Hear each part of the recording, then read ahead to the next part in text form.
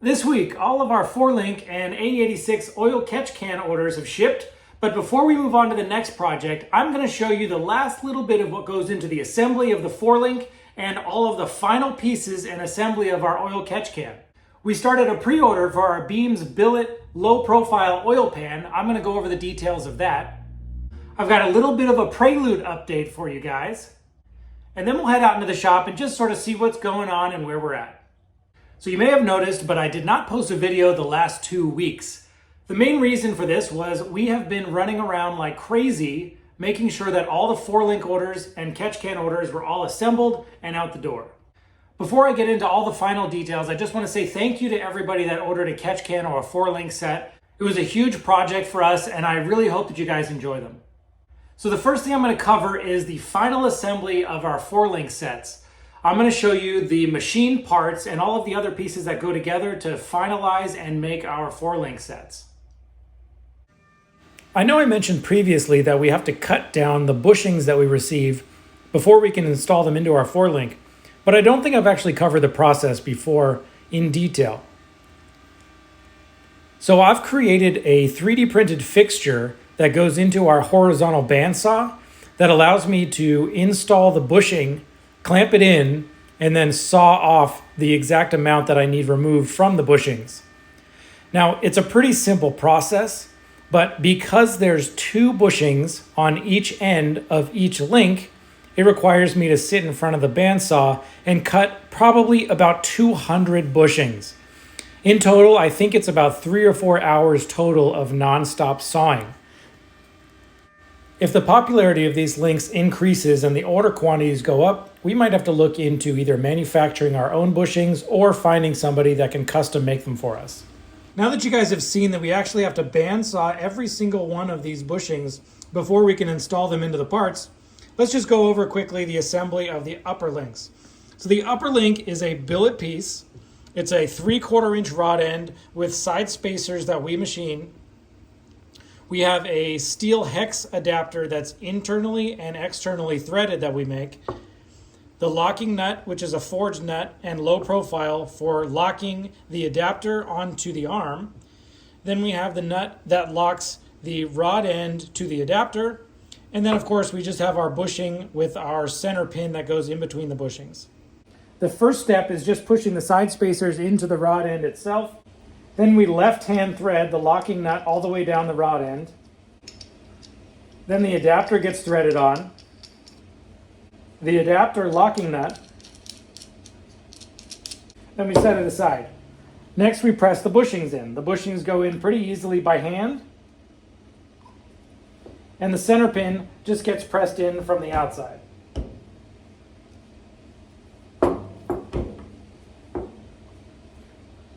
Now the rod end assembly just gets threaded into the end of the upper link.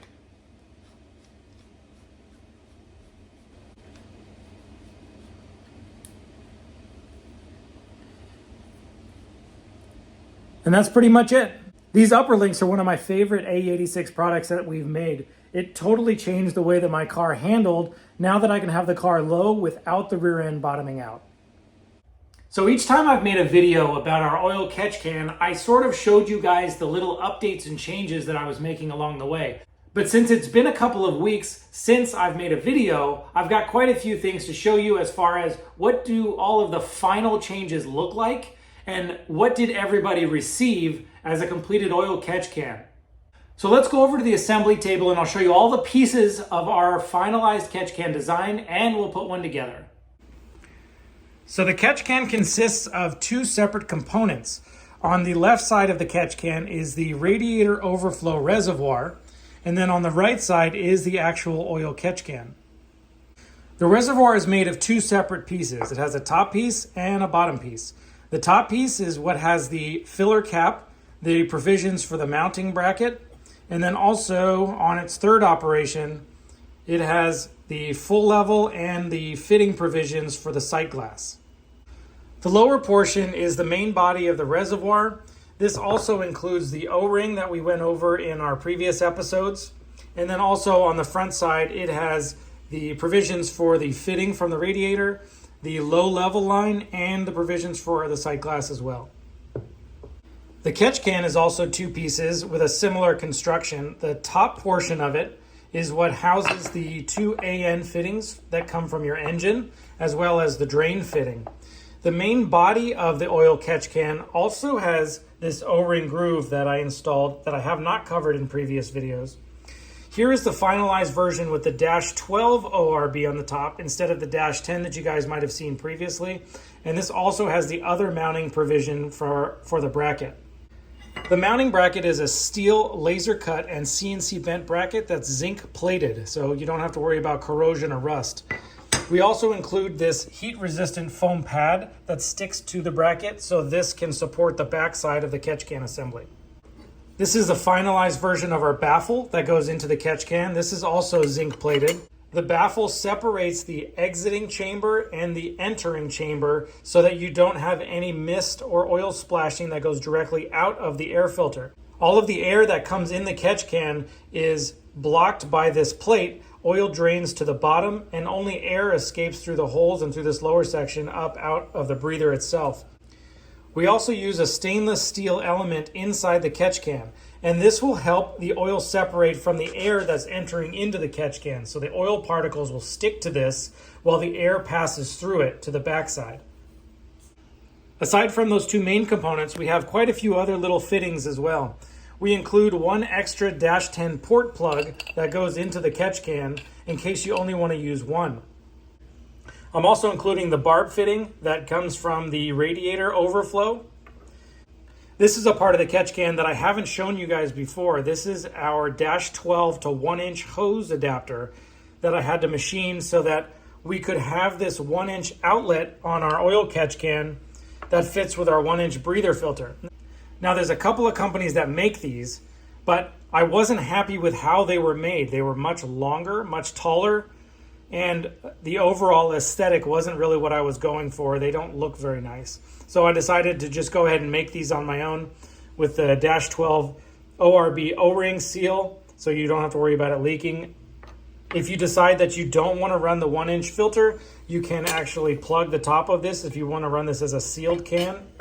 So those are options for you guys. The last couple of fittings are just the nylon tubing and push to connect fittings for the sight glass and the overflow tube. We have our petcock drain fitting, and then our fill cap and O-ring.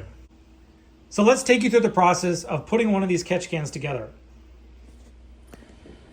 So assembly starts just by putting the overflow reservoir together.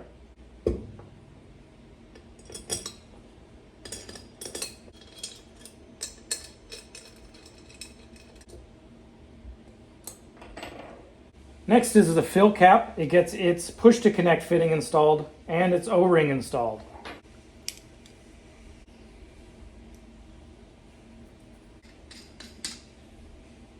Then two push to connect fittings on the front of the overflow.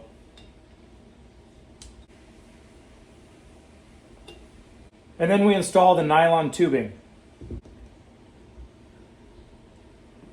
Along with the nylon tubing are two clamps that hold the overflow tube and the sight glass tube together.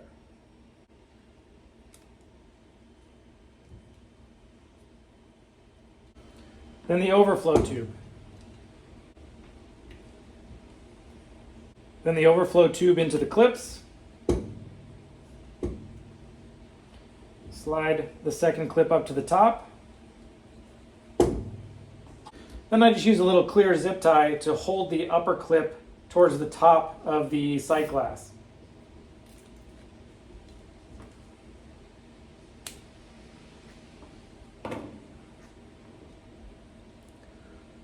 So here's what the reservoir looks like as it's assembled. Next, we can start assembling the oil catch can to the reservoir. First, we take the body of the catch can and it mounts onto the side of the reservoir.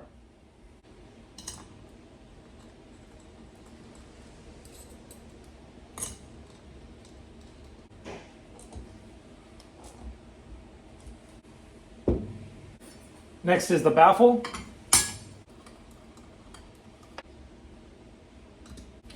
Then we put the stainless steel mesh element inside, followed by the cover.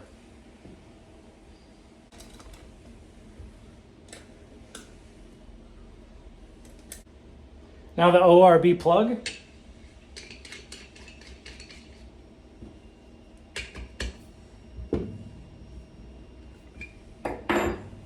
And then the drain petcock fitting. I usually put just a little bit of RTV sealant on this thread. But for this demonstration, we're just going to screw it in. Now the hose barb from the radiator does not get installed into the catch can, mainly because for shipping purposes, this creates a sharp edge, and we don't want this to puncture the box or damage the packaging. The 1-inch -12 adapter also comes packaged separately. It does not get installed, but installation is real easy once you guys receive it. Now the mounting bracket is also very easy to install, but it gets done on the car. So the bracket itself gets mounted to the car first, and then the catch can gets mounted to the bracket. And that's the gist of the basic installation and assembly of the oil catch can. So for those that may be unaware, the Beams engine is quite a bit larger than a 4AG engine. So getting a Beams engine to fit into an A86 or similar Corolla chassis requires a little bit of finesse. Because the engine is so much taller, we end up having to lower the subframe a little bit and mount the engine right on top of the steering rack and get it as close to the subframe as possible so that we can have enough hood clearance. The biggest issue is that the original sump actually hangs below the cross member about an inch or so, and it becomes a target for anything that's on the road, including bumps and dips and potholes and those types of things. So our solution, so we can mount the Beams engine into a Corolla, getting it as low as possible so you can close the hood, but not have the oil pan hang below the cross member, is this Billet low profile oil pan. Let me show you all the pieces. So our main goal when we designed this oil pan was to not lose any oil capacity while we were raising the sump up. And so the original Beams oil pan goes from the hardware here to the hardware here and then hangs lower. What we decided to do was make the lower section into two pieces so that we could add capacity to the rear section of the sump.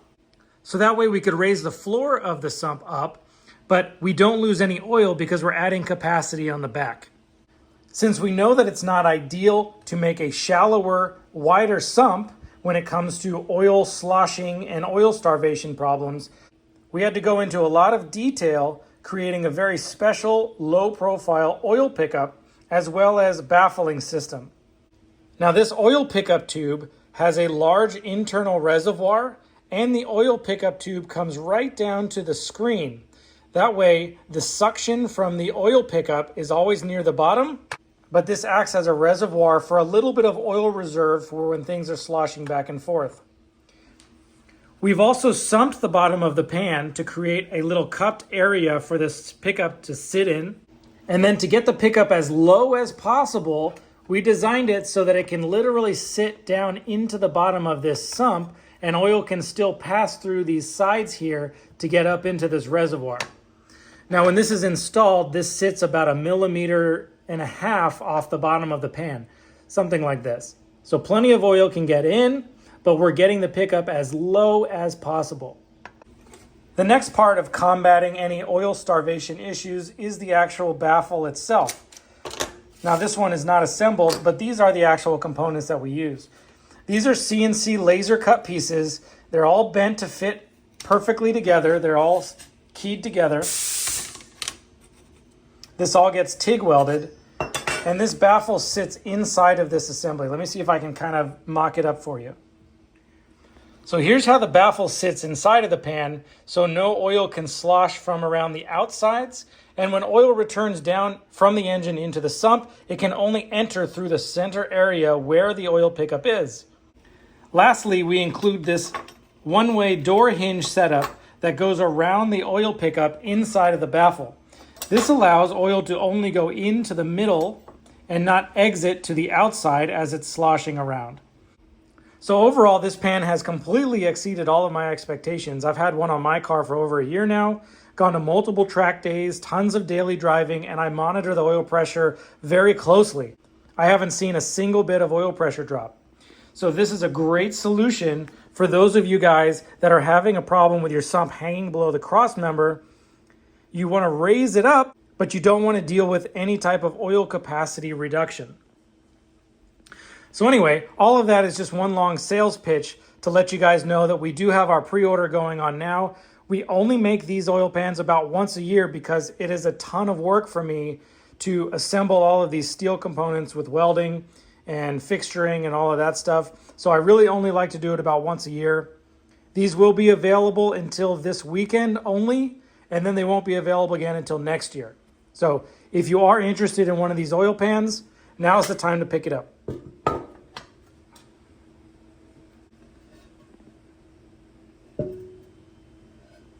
So our 3rd gen project, Prelude, has been on hold for a little while because I've been waiting for the cylinder head to come back. So we have our mock-up cylinder head in the car right now, and I put that in just so that I can finalize the engine mounting bracket on the driver's side, and I could start working on all of the other details like the shifter cables and stuff like that.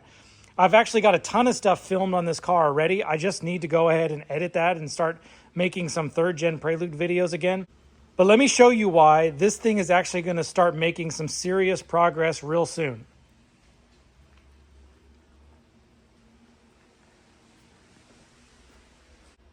So a couple weeks ago, I picked up our H22 head from Arlington Machine. I'm going to go into a whole Prelude video going over the whole process of the machine work. I did a little tour of their shop, and I'll show you guys the before and after. But the machine work on this cylinder head is simply amazing. This is just totally top-notch work. This was a near 200,000 mile cylinder head. And it basically looks brand new now. They have such good detail work as well. They go in and they clean all mounting surfaces. They deburr every single edge of the cylinder head.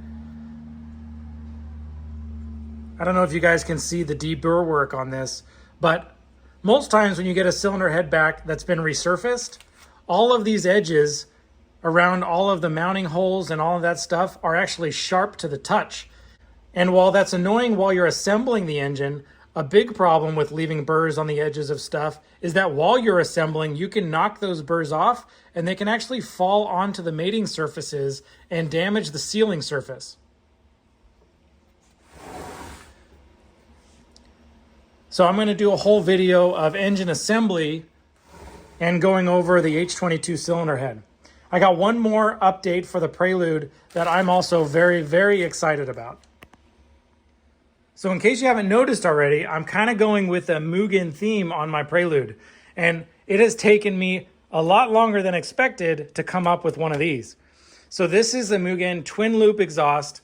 It was never made for a 3rd gen Prelude. It was only made for certain golden era Hondas. Finding one of these in good condition has turned out to be much more difficult than I originally thought it was going to be. But thanks to the homie Craig at Krager's Headers, he was able to source me this one. This is from an EK9 Civic, and it's going to require quite a bit of modification to fit onto the 3rd gen Prelude, but it is exactly what I wanted, and it's actually, even though it's dirty, in really good shape.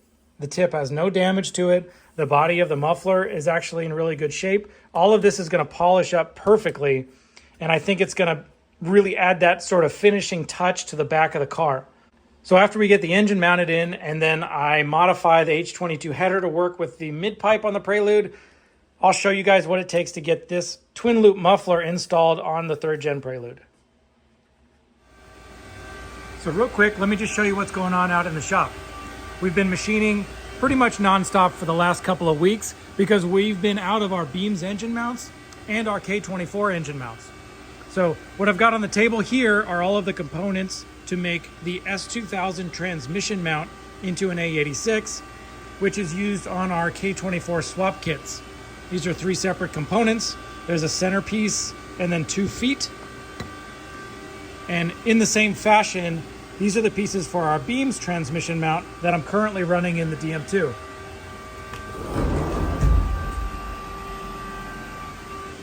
And along with the feet for the Beams transmission mount, I want to show you guys an update that I have for those of you guys doing beam swaps. So this center is what our Beams transmission mount used to look like. It's slotted because our engine mounts are all slotted so that you can move the engine forward and back.